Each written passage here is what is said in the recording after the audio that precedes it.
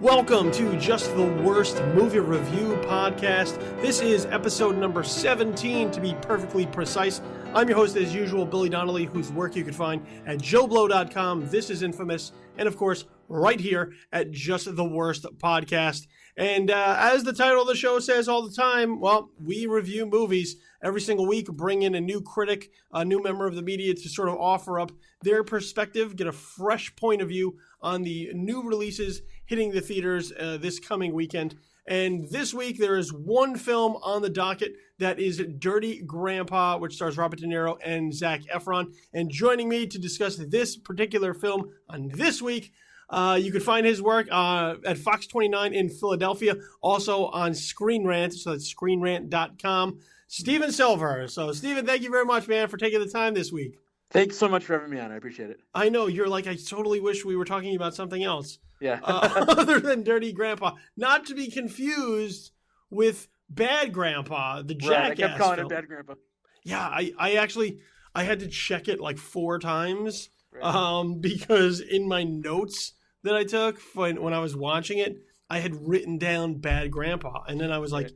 Is it Bad Grandpa or is it Dirty Grandpa? Which one is the Jackass one? Which one is this one? I'm so confused. Why didn't they just separate it? And this one kind of, I guess, tries to ape some similar stuff to the Jackass, I guess, idea, the premise. Not necessarily just doing Jackass type of stunts, but in trying to just be off the wall and crazy. But before we get into that, really quickly, I guess, because everybody always wants to know, why is the show called Just the Worst Movie Review Podcast? And, we're self-deprecating. But just to let everybody know, we're not pulling just the worst people out of nowhere. We're not just pulling people off the street. We're pulling people who write about film, who talk about film, who watch a lot of film. So I just give everybody sort of an idea of, how long you've been at this and kind of what your background is. Well, I started writing about movies in college, which is it's been about 20 years, actually. I think this year is my 20th anniversary of being a critic. So I did that in college. Congratulations. Thank you. Went to New York after college, and I didn't have any professional credentials as a critic. I wrote a little bit for the web, for what the web was at that point. Started blogging around 2002, kind of in the early blogging days, and did some movie writing there, and then came to Philadelphia in 2005, got a job at the newspaper, and essentially I said to them, "Hey, I work for the newspaper. You don't have a movie critic. Can I be the movie critic?" And they said, "Sure." And I got in with the local publicist who do the screenings, and so did that for a while. I've gone to a couple different jobs since then where I've done my movie stuff there as well. And for a while I worked for a site called Technology Tell, which I was the entertainment editor, and I was the movie critic of that for about 3 years, from 2012 to last summer. So and now I'm with Fox 29, and I do movie reviews there as well. So I consider it a great stroke of luck in my life, and one of the great accomplishments of my career that I've convinced multiple media companies to pay me money to write about movies. Yeah, that's always the trick.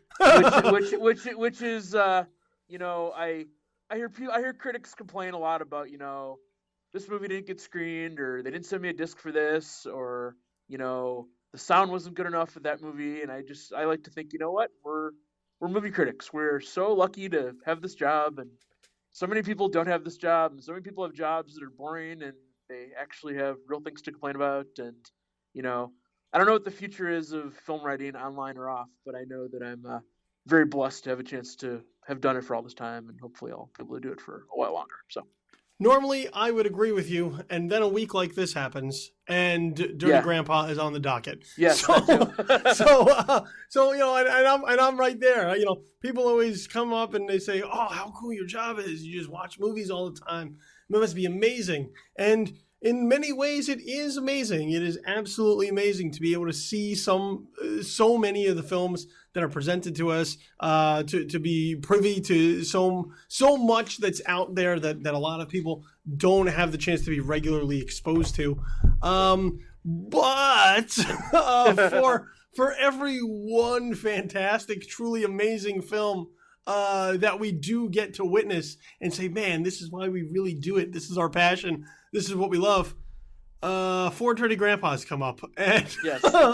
So with that said, let's just jump right in and literally get our hands dirty on this. So Dirty Grandpa is Dan Mazur's film. As I mentioned earlier, stars Robert De Niro and Zac Efron, as well as Aubrey Plaza, Zoe Deutsch, Julianne Hough, and Dermot Mulroney. And the premise behind Dirty Grandpa is that Robert De Niro is a widow or a widower now. Is it a widow? No, widower, I guess. Widower, if it's a man. A widower, having recently lost his wife. And Recently is in like 2 days earlier. Yeah, as in 2 days previously. And convinces his now very straight edge, very, very down the line, very put together grandson, who played by Zac Efron, to drive him down to Florida, as this would have been his late wife's dying wish, to take this trip and spend a little bit of time there with his grandson. And along the way, very quickly, you realize that Robert De Niro's Dick Kelly is not exactly the sweetest grandfather that has ever existed. He is, as the title says, a dirty grandpa who proceeds to do everything in his power to almost ruin his grandson's life days before he is supposed to get married and sort of have this grand collection of wealthy and well-to-do families. So I think that sort of lays out everything at its most basic. Let's get into some of it as we go. Dirty Grandpa, what did this one do for you? It's a bad movie. I won't sugarcoat it. It doesn't execute well. Now, it's a stupid high concept comedy, and I knew that going in, and everyone seeing this movie is going to know that going in. What's going to happen. It's the straight-laced young guy and the horn dog old guy, and you're going to see him argue, and you're going to see him interact, and you're going to see him make up and fight again, and it's going to be all that stuff. But it's like the gags just don't land. That's the biggest problem with this movie. Like the jokes aren't funny. There's a bunch of running jokes, like when De Niro calls Efron a vagina, it's not very funny the first time, and then he does it 15 more times, and doesn't get much funny after that. And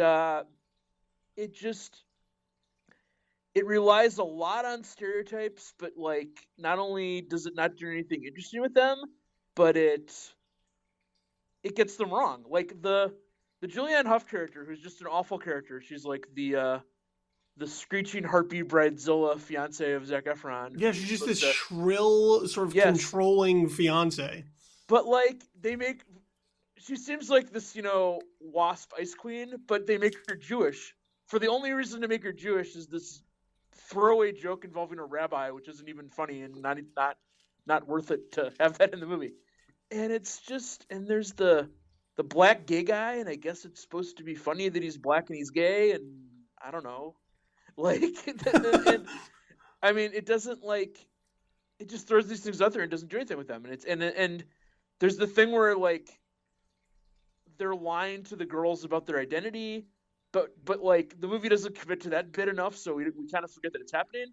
It's like we forget, oh yeah, the girl thinks that he's a professional photographer and not a lawyer, so it's really gonna hurt him when she finds out he's a lawyer and that he's a special forces guy. I mean, those aren't like professions to be ashamed of, are they?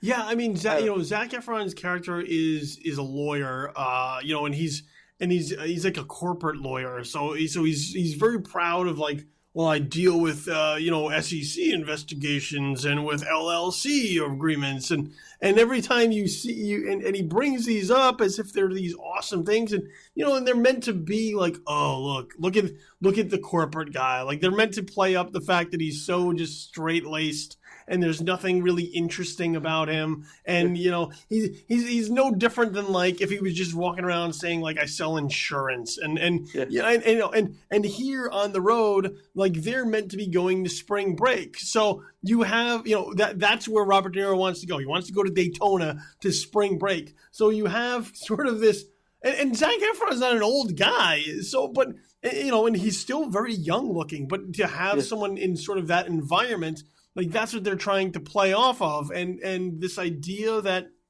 you have these two characters, and it's sort of meant to be, you're sort of your typical buddy comedy formula of the opposites and how they're going to get on each other's nerves, and how in the end they'll figure out a way to work together for some greater good. For me, the problem is that everyone in the film is kind of an asshole.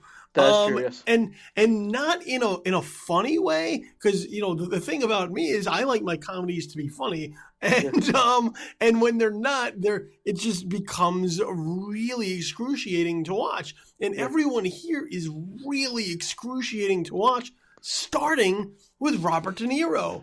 This might be a new low for him. I mean, he's done some bad stuff lately, and I don't know what his situation is. I don't know. I haven't heard that he is like out of money or anything. I mean, he just keeps saying yes to these terrible roles all the time, and he's sprinkled in some good stuff too lately. I mean, he was in Joy and was okay in it, and he'll probably be in every David O. Russell movie for the next several years, playing either Bradley Cooper's father or Jennifer Lawrence's father. But it's not like he can't act anymore. He's not like overacting like Pacino does, but it's just it's sad to see a legend like him, stoop into stuff like this. Yeah, and I don't mean a dumb comedy. I just mean this kind of material that's just. I mean, it's just supposed to be shocking to hear him, making sex jokes and. Yeah, and that's really... I mean, is that supposed to be like... No, I totally agree, because I think, that's sort of the basis of the film, is to have Robert De Niro be shocking. And, I found... look, here's where I will admit. I found Dirty Grandpa to be funny for all of 30 seconds. Okay? All the first 30 seconds of Robert De Niro sort of getting into his shtick here in the film... I thought was hilarious. Zac Efron comes into the home to sort of take what he thinks is his sweet grandfather on a drive down to Florida to play golf and get him there. And he walks in on Robert De Niro masturbating to porn in his recliner. And look, I thought that was funny because it was a different take on Robert De Niro, so to speak. And then the dirtiness starts to get in, where every other word out of his mouth is like cocksucker or motherfucker or whatever. And in that respect, you go, oh, well, this is a new side of De Niro. Okay. But that's all it really relies on. So it's like the way I compared it to was like when a kid first learns about sort of cursing and bad words, and that's the only words that they want to use. And in the very beginning, it's kind of cool, I guess, because it's very taboo. But the more you do it, very quickly the novelty of it wears off. And for Dirty Grandpa, the novelty wears off in like the first 2 minutes. Yeah, it's just it doesn't. It steals little bits from other movies, the whole thing with it's like the Meet the Parents thing, where in De Niro, like you find out that he wasn't really a florist; he was actually an FBI or CIA profiler, and I guess was a CIA man. No, he was a Green Beret. I think is what they say. Yeah, I think he's a Green Beret here. So which is how he's strong and able to break things, and I think he explodes something at one point. I don't know. I haven't retained all the plot details because But the other thing that really irked me about this movie was it takes a lot of really good performers and just wastes them completely. Like Aubrey Plaza is an actress who I love, who's been on Parks and Recreation. She's had some good roles in movies, but this just turns her into she's supposed to be a college. She's supposed to be a couple years out of college. Although who goes to spring break in Daytona when they're not still in college? But you're in Florida, right? I think I am in Florida, but at some point you do grow out of it. Yeah, I guess so. Yeah. So it's just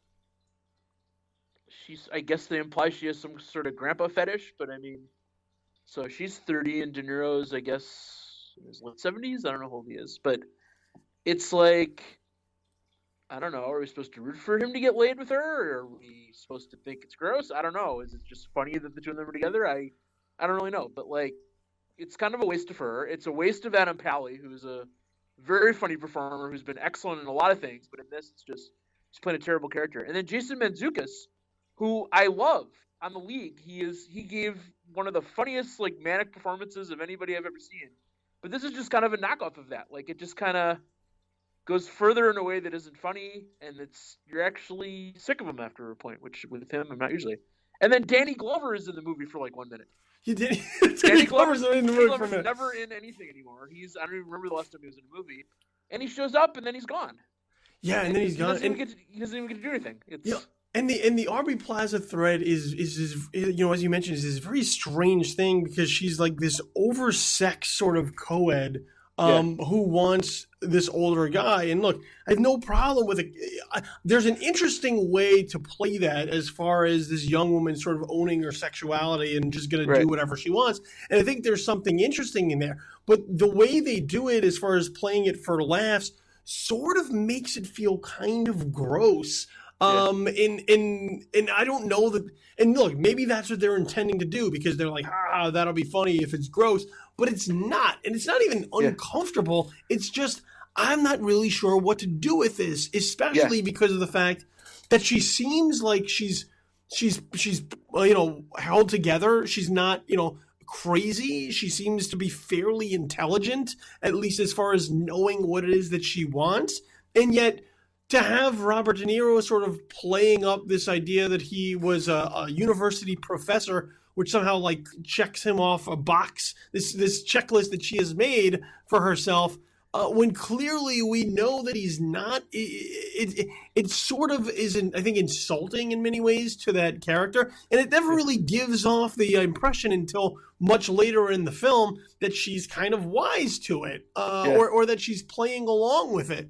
And by that same token, Robert De Niro in this character is so irritating and obnoxious about playing out his desire to fuck. Like that's all he wants, and he's very clear about it. Every other sentence out of his mouth is talking about how much he wants it and needs it and desires it. And once again, it's to the point of annoyance where why would you even want that guy to succeed on his mission when he's just irritated you for so long? And why doesn't anyone think it's weird that an 80-year-old man is at spring break? Like no one even gives him a second look. They're like, hey, I mean, if a 40-year-old man showed up to spring break, people would think it was weird. That he's like, Robert De Niro was born in 1943. That's how old he is. I mean, once again, I guess it comes to the novelty of it. Like maybe they're like, old guy, and they think it's great. But once again, he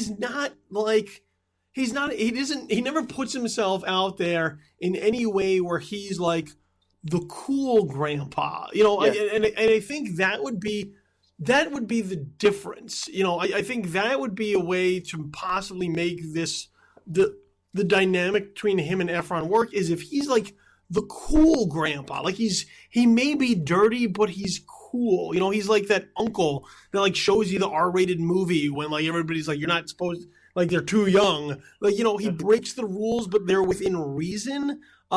This grandpa doesn't do that. He's basically ruining his grandson's life, all in the idea of like, well, I'm trying to save you from getting married unhappily to this woman.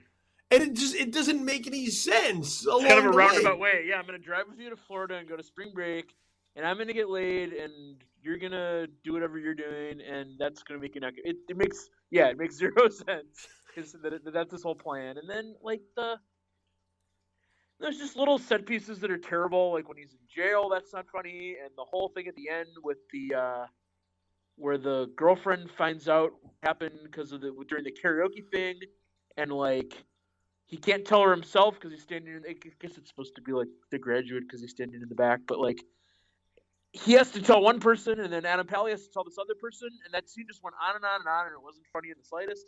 No, it's just the execution is what is just so bad here. That like it's just there are these long comic set pieces, and then there's the two frat guys who are their antagonists, but they're not really.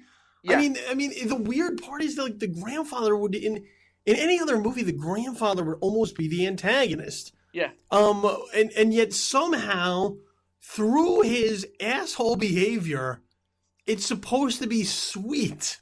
Yeah. that he teaches his grandson a lesson by embarrassing him, by getting him thrown in jail, by by ruining his life and his career in order to try and set him off to chase whatever dreams he's supposed to have. Yeah. And then you have someone like Dermot Mulroney who's introduced there, literally to just draw penises on his face. Yeah. So you look at all of this and how it adds up, and look, and the funny part is, in doing the research about this film, especially for the podcast, I did not know that this film was actually featured on the 2011 Blacklist. Was it really? This script was on the It might have 2011 been very different Blacklist. back then. Yeah.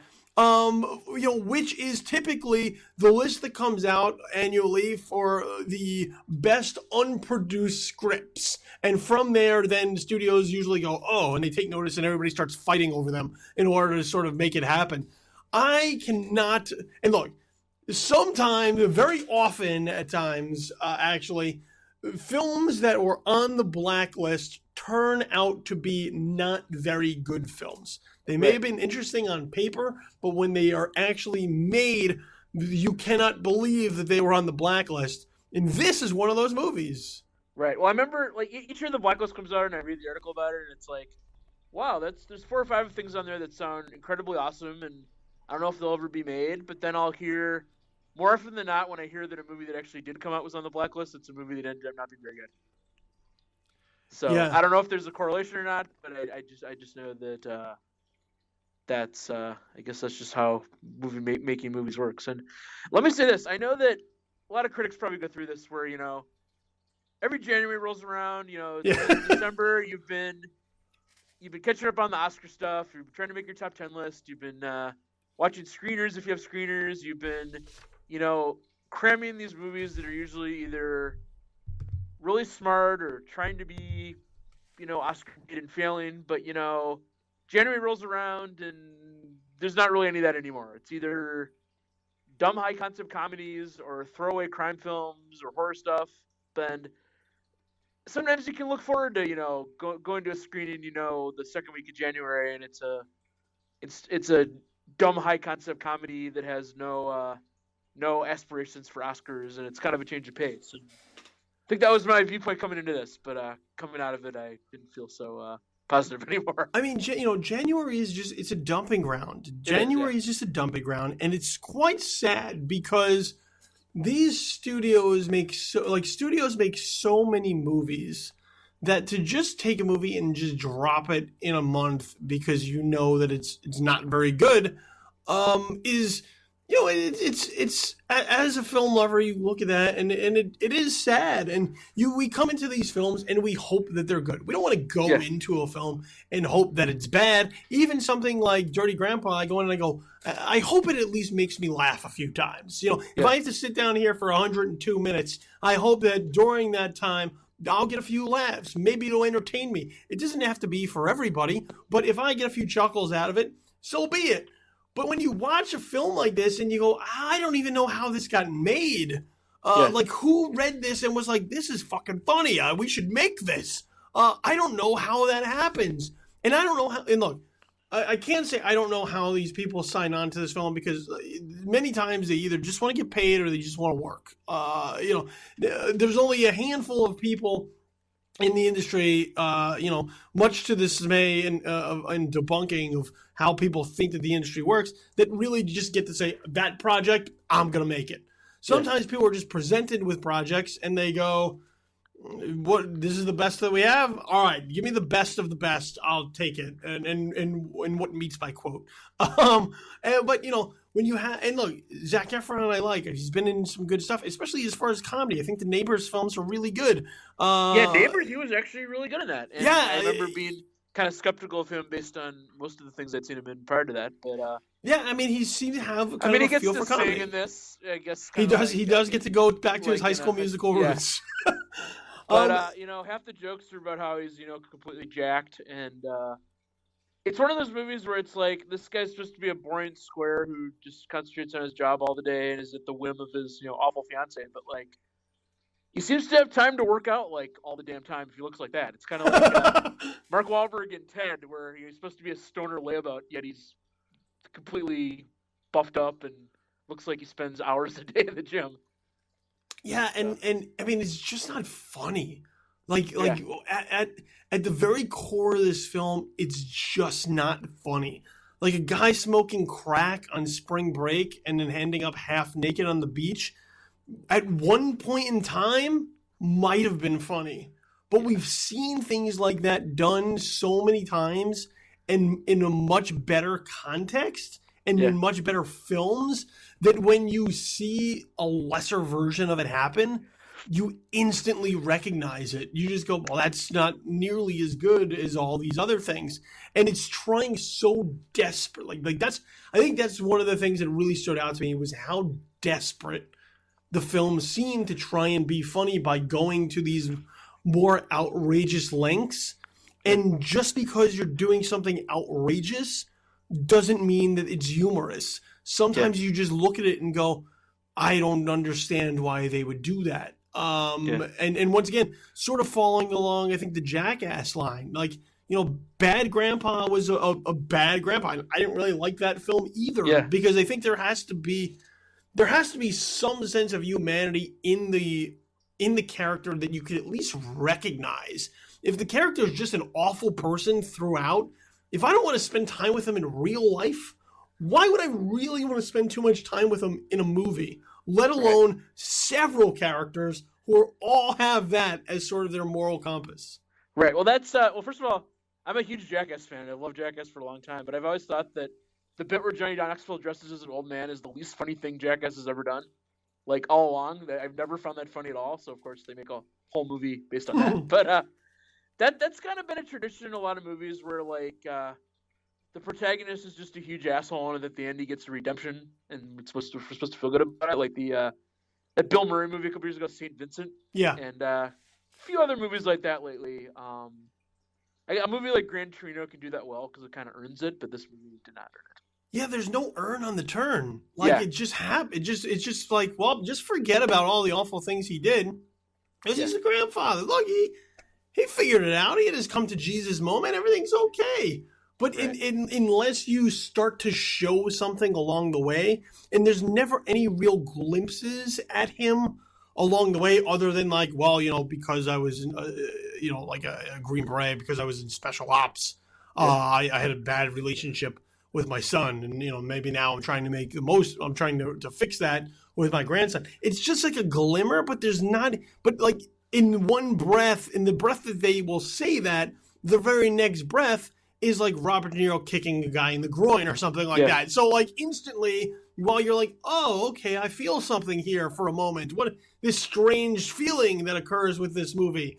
It then immediately just kicks dirt on the nice thing that it tried to do and just renders it useless. Right. Well, there's the thing at the end where Zac Efron runs off with the girl and like they go on the hippie boat trip? I don't even remember what it was, but it's called, there's a movie from the 60s with Peter Sellers called I Love You, Alice B. Toklas. I don't know if you've ever seen it, but it's about a lawyer who, like, he's like a square lawyer, kind of like Zac Efron in this, who, like, falls in with a group of hippies and becomes a hippie. And it kind of, I guess it was going for something like that, but it's just, there's nothing about the Zac Efron character that indicates that, you know, like, we don't know what, he doesn't want to be this guy who's a straight-laced lawyer, but what does he want to be? Like, we don't ever see that. Like, I guess he was a photographer, and he's claiming to still be a photographer, but is that a whole, like, other identity that he wants to have?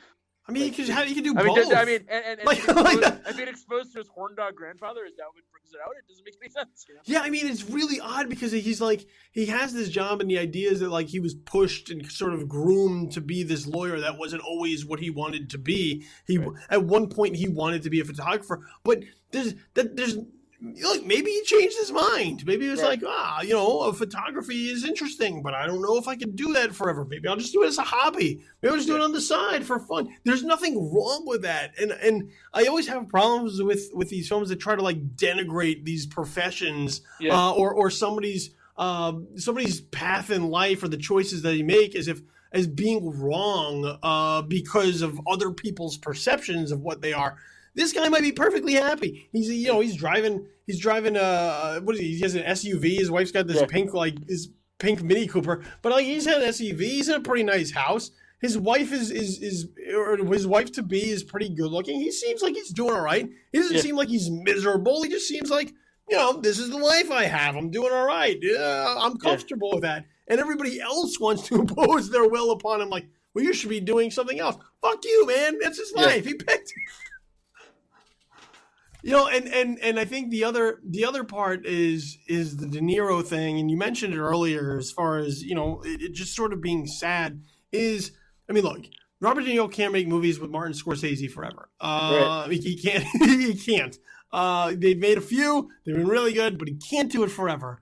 And he started to open up some new doors for himself when he started doing the mobster comedy and which I can't remember for some reason. Analyze This. Yeah, Analyze This. Yeah, and Analyze That. That's right. And when he did Meet the Parents, he started to show that he had a little bit of range. He could do something else and sort of subvert your expectations of what Robert De Niro is. But when it comes to something like this, where it's just, let's just pick dirty things and shove them in Robert De Niro's mouth, and it'll be funny because it's Robert De Niro saying the awful things, it's not really good for him. It's not really good for the film. And when I watched it, like, all I could think about was, like, maybe Robert De Niro just wants to work. And the way that I compared it to was, like when you go to your supermarket, like your grocery, and they have like those old guys who just bag your groceries.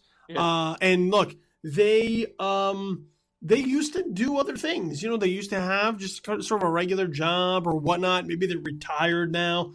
Yeah. They just want to get out of the house. They just want to do something. They just want to be active. I get the feeling that's what Dirty Grandpa is for Robert De Niro. Maybe, yeah. He just wants to get out of the house. Just wants to do something, just wants to be active, and that's fine, but I don't know that I have to watch it. Yeah. So, yeah, Dirty Grandpa, from the both of us, a resounding no. Yeah, I'd say yes. Just watch something else. Yeah. Watch your grandfather. Yeah. Sleep in a chair. Spend a day with your real grandfather is probably a better grandfather than this guy. And probably more pleasant, and probably won't ruin your life if you go on a road trip with them, or even take them out to lunch. So go. If your grandfather is still alive, if you have the benefit of having your grandfather still be alive, just take him out to lunch, watch him eat. Just watch him eat, and I bet you it will be more gratifying than Dirty Grandpa. Yes. Yeah, I'm just putting it out there. So, I think we've about exhausted everything pretty much, there is to possibly say about how much we really dislike this film. So, with that said, before I let you go, Stephen, let everybody know where it is that they could find you online and on the interwebs. On Twitter, at Stephen Silver, StephenSilver, with Fox 29 in Philly. We have a winter storm to cover the next couple days, so that's most of what I'll be doing. And ScreenRant.com. And various other places occasionally, but those are the main ones. So. Well, there you go. And you make sure you follow our social media handles as well. The official Just the Worst Podcast Twitter handle at JTW Podcast, and you can follow me on Twitter as well with my just stream of consciousness ramblings at Infamous Kid. Facebook.com/Just the Worst Podcast, as well as myself, Facebook.com/Billy the Kid. All the podcasts you can find on SoundCloud.com. So SoundCloud.com. Do a search for Just the Worst Podcast, and all of our various shows and episodes will come up for your listening enjoyment, including this one right here. And on a daily basis, you find my work at JoeBlow.com. This is Infamous. Well, and of course, right here at Just the Worst Podcast. So I want to thank my guest, Stephen Silver, for talking with me about this unfortunate debacle. It has been a pleasure, Thank you so much for having me on. Even though this movie was not. And with that, we'll be back next week to talk about whatever new is coming into your neighborhood theaters with somebody else offering their perspective. But in the meantime, this has been Just the Worst Movie Review Podcast, episode number 17. Go find something out there to watch. There's always something good that'll occupy your time and entertain you. This week, it's just not Dirty Grandpa. So for Steven, I'm Billy. We're out. Have yourself a good weekend. Peace.